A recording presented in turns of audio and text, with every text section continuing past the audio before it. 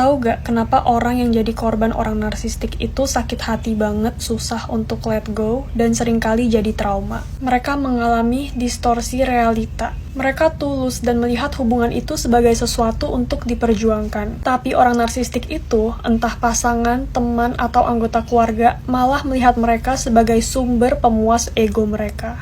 Ibaratnya, orang narsistik itu predator, korbannya adalah mangsa emosional mereka. Tahu gak apalagi yang lebih menyakitkan kalau jadi korban orang narsistik? Mereka kena gaslighting dari orang narsistik itu, bahkan sampai bisa gaslighting diri mereka sendiri. Ya realitanya bener-bener kedistorsi, mereka udah gak tahu mana lagi yang benar dan salah. Dibikin bingung sama batas normal dan gak normal, wajar dan gak wajar. Jadi, ada kalanya yang gak wajar itu diwajarin, yang gak normal itu mereka anggap normal karena udah jadi sehari-hari. Kalau lu lihat ada orang yang jelas-jelas jadi korban narsistik masih gak bisa lepas dari orang yang toksik sama dia itu, mereka udah kena trauma bonding. Dan ini sering banget terjadi di antara dinamika narsistik dan korban.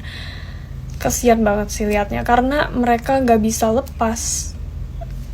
Otak mereka udah kayak kasian deh pokoknya. Kalau para korban berhasil lepas dari narsistik, mereka juga seringkali ragu untuk speak up atau cerita tentang pengalaman mereka karena mereka jadi sasaran para narsistik yang lain supaya diam. Perhatiin deh, 2 tahun belakangan ini, orang-orang tuh semakin terbuka sama yang namanya narsistik.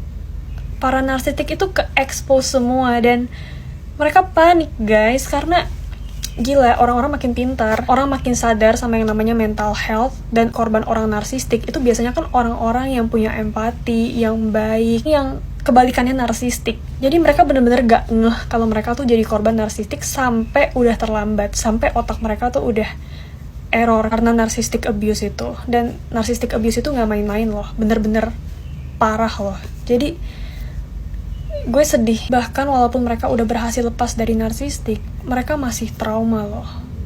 Sakitnya itu masih kebayang-bayang, dan sembuhnya itu bisa bertahun-tahun. Ya tergantung mental masing-masing orang. Gue harap orang-orang bisa mulai mengerti dan develop empathy terhadap orang-orang yang pernah jadi korban orang narsistik dan berani speak up, karena gak gampang loh. Mereka tuh banyak ancaman. Kalau mereka berani speak up, ada beberapa orang yang kalau speak up itu langsung diancam sama orang narsistik yang pelakunya. Psychological abuse-nya itu nggak main-main, dan gue harap lo pada nggak akan ada yang pernah mengalami itu.